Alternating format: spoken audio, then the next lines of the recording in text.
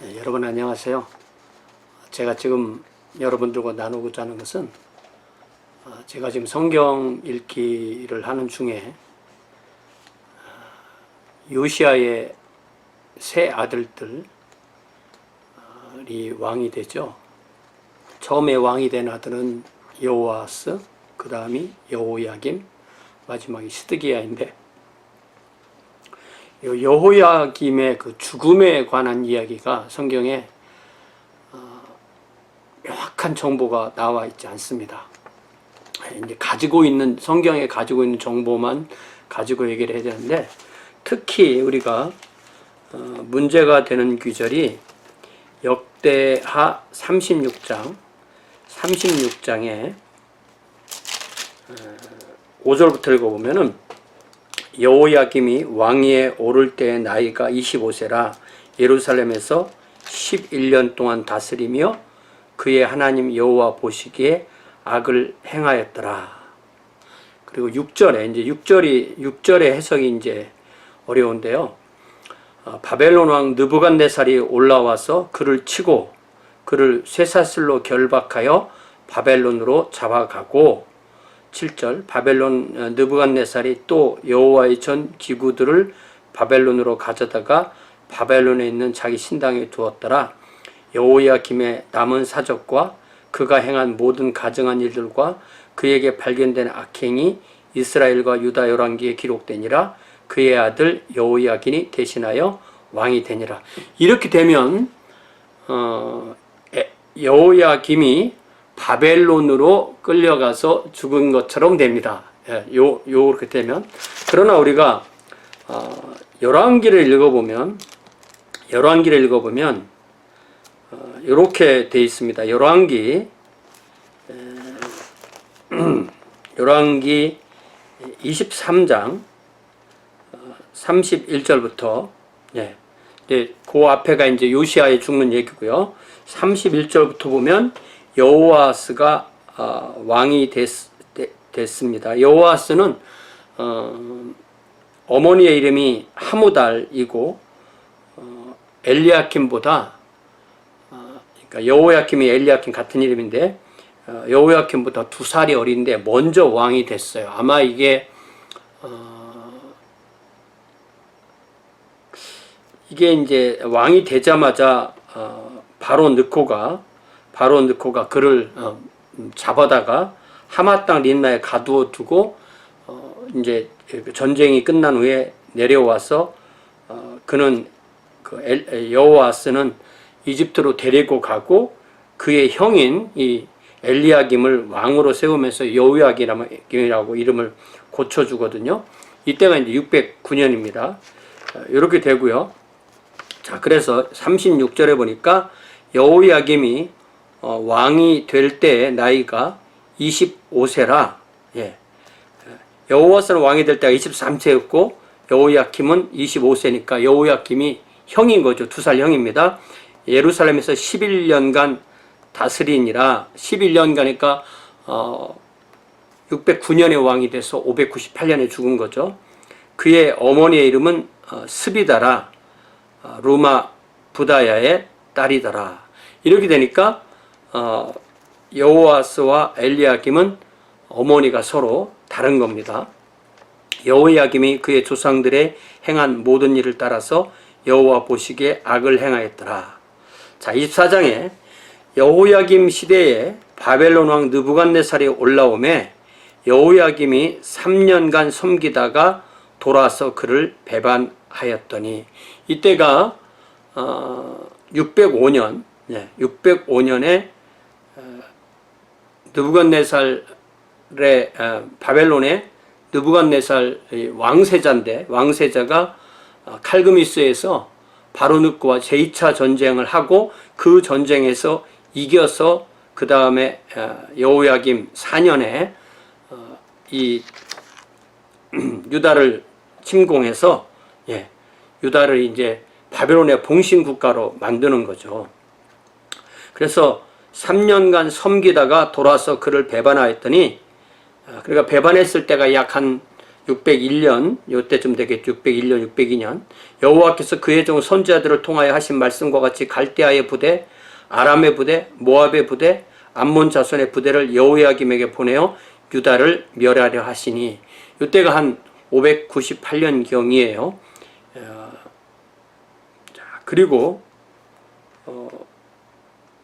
5절에 보니까 여호야김의 남은 사적과 행한 모든 일은 유대왕 역대지략에 기록되지 아니하였느냐. 여호야김이 그의 조상들과 함께 잠에 그의 아들 여호야긴이 대신하여 왕이 되냐. 그러니까 여호야김이 죽은 곳은 바벨론이 아니라 예루살렘인 겁니다. 그리고 8절에 그 다음에 이제 왕이 여호야긴이죠. 여호야긴이 왕이 될 때 나이가 18세라 이 여호야긴이 이제 엘리야김의 아들이잖아요. 예루살렘에 석 달을 다스리나 그의 어머니의 이름은 느우스다요 예루살렘 엘라단의 딸이더라.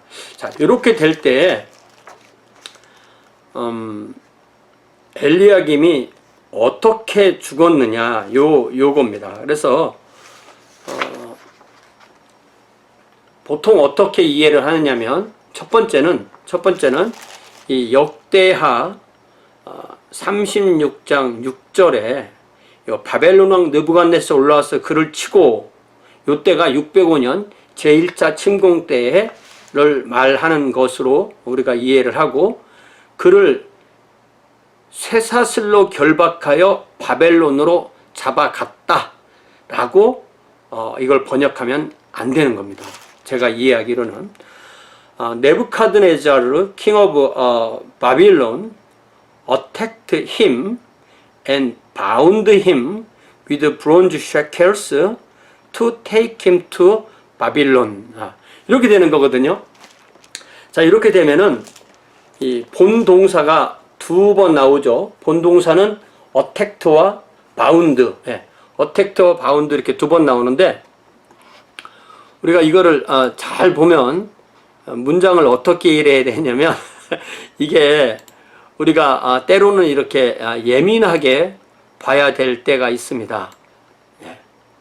자, 요 역대하 36장 6절을 우리가 좀 자세히 봐야 돼요. 이게 우리가 요즘은 원어를 잘 몰라도 이렇게 원어와 또 영어 이렇게 해서 각 단어별로 이렇게 해설을 해놓은 그런 프로그램들이 다 무료로 볼 수가 있거든요. 제가 보는 것은 바이블 허브라는 것을 보는데요. 여기 보면은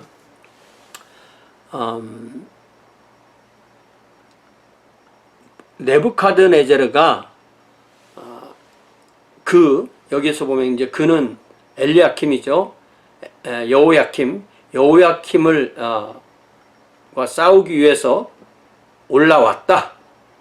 이것이 한번 그러니까 엘리야킴을 대항하여 올라왔다. 요 올라왔다는 것이 한번 주동사로 나오고요. 알라라고 해서 올라왔다.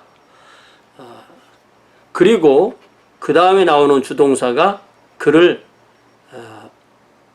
결박했다. 그를 결박했다라고 해서 아사르라는 단어가 나오게 됩니다. 그를 결박했다.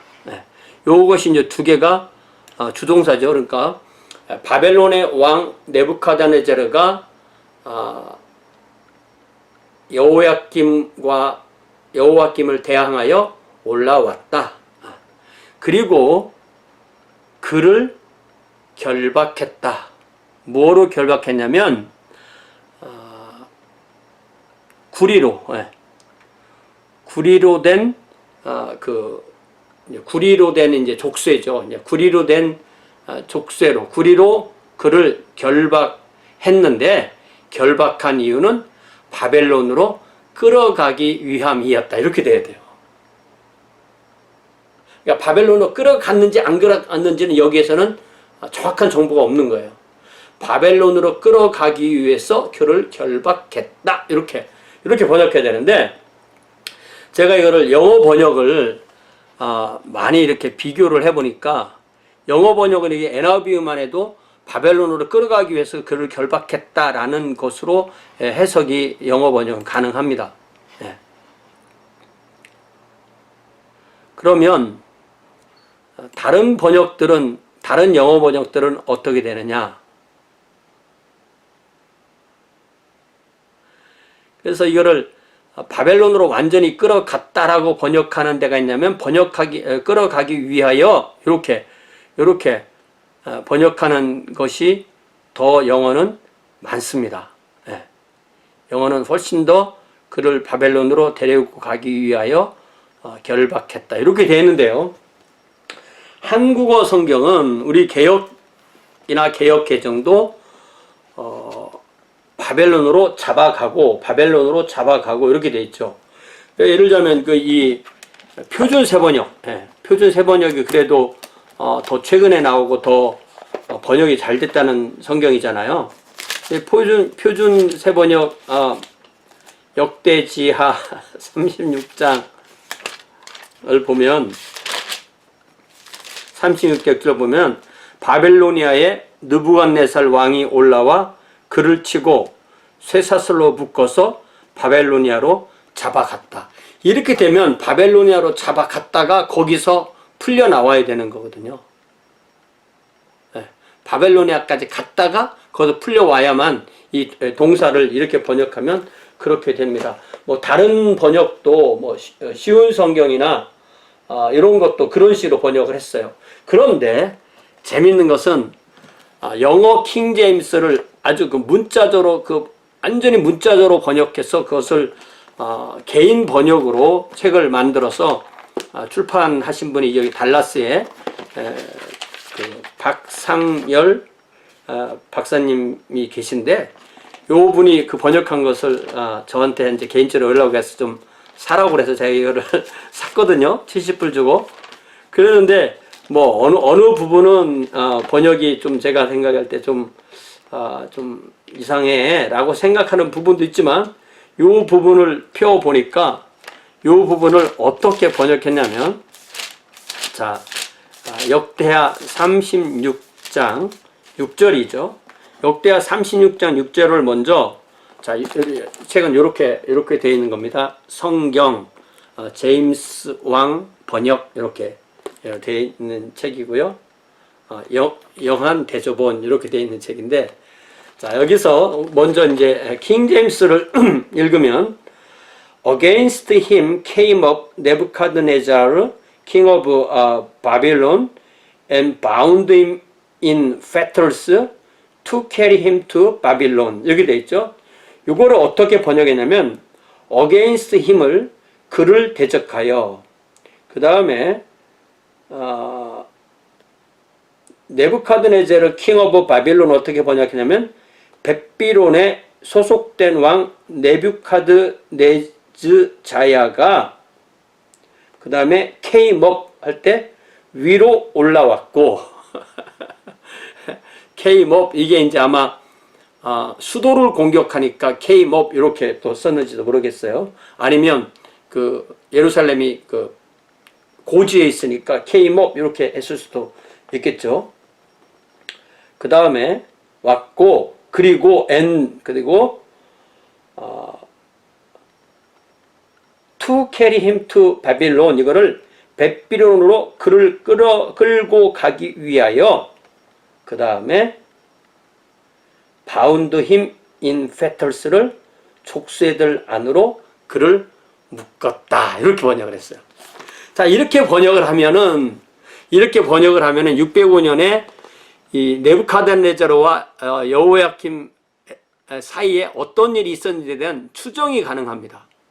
그래서 어떻게 추정을 할 수가 있냐면, 이때가 이제 아직도 605년에 그 갈크미스 전투, 제2차 갈크미스 전투를 할 때가 네부카드네자르는 왕이 이제 나부폴라살이 왕인데, 아버지는 바벨론에 있고 본인은 이제 지금의 그 유프라테스 강 상류 터키와 시리아 그 국경지대 인근에 있는 칼크미스에서 바로 느코와 제2차 갈크미스 전투를 하죠. 제1차 갈크미스 전투가 609년에 있었고 2차가 605년에 있었는데 609년에서는 둘이 누가 이겼다 할 수 없을 정도의 싸움이었고 그때 그 바로 느코도 이제 2세이고 네부카드네잘 2세인데 보통 이제 네부카드네잘 이렇게 부르죠.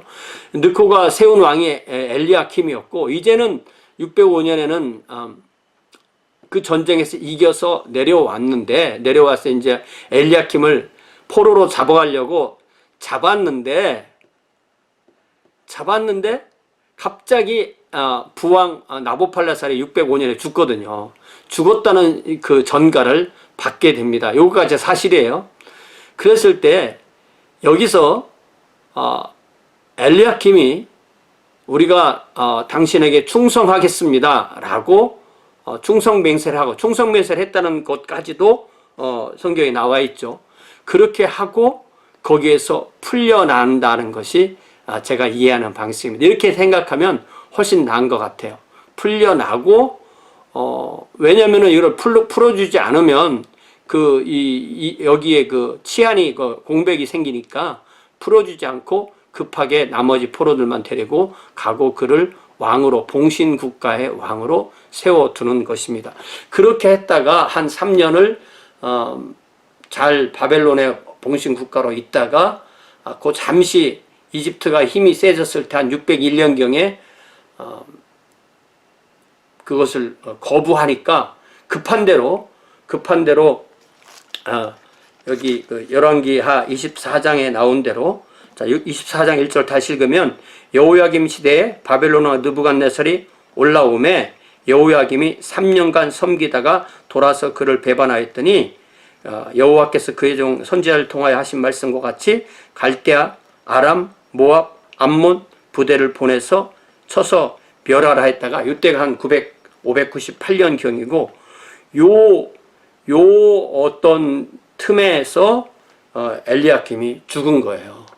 근데 죽었는데 이때가 나이가 그 25살의 왕이 돼서 11년을 통치했으니까 36살이잖아요. 뭐 병으로 죽었거나 사고로 죽은 것이 아니기 때문에 어떻게 죽은 거냐고 생각할 때 이때에 그의 신하들이 그를 죽여서 그를 이렇게 정식 장례도 치르지 않고 버린 것으로 그렇게 보통 이해를 합니다. 그렇게 하면은 바벨론에서 어떤 그 연합군대 바벨론에 보낸 연합군대가 왔을 때 그를 이 유다를 좀 더 좀 자비를 가지고 대해주지 않을까 그런 마음을 가지고 이렇게 했다라고 보통 학자들이 이해를 합니다. 그것이 제가 정리한 그 교회사의 그 신구약 중간사 중에서 특히 이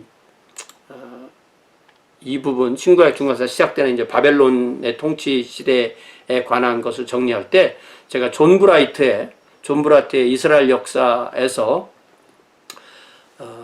존 브라이트는 어떻게 말하냐면 10중 8구 그는 국가를 궁지로 몰고 간 책임이 있었고 또 바벨로니아 사람들의 마음에 안 드는 인물이 이미 되었기 때문에 그때 그의 그러한 정책 때문에 나라가 곤경에 빠졌기 때문에 그를 죽이면 온건한 대우를 받을까 하는 백성의 야망에 따라서 필경 암살됐을 것이다 라고 그렇게 추정을 합니다. 그런데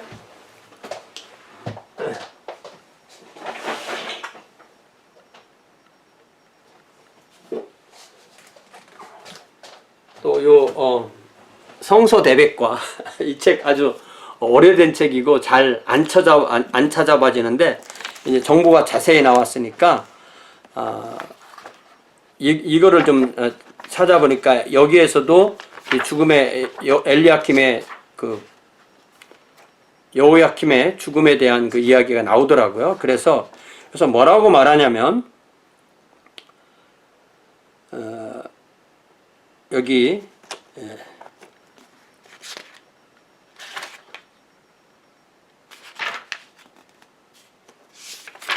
여호야킴에 관한 내용입니다. 성서대백과 8권에 뭐라고 되냐면, 왕이 죽은 방식도 논의의 대상이 되고 있다. 열왕기에는 여호야킴이 그 열조와 함께 자매라고 언급되어 있어서 그가 평화롭게 죽은 것을 표시한다. 그런데 연대기에는 그의 죽음에 대해 아무런 언급도 되어 있지 않다.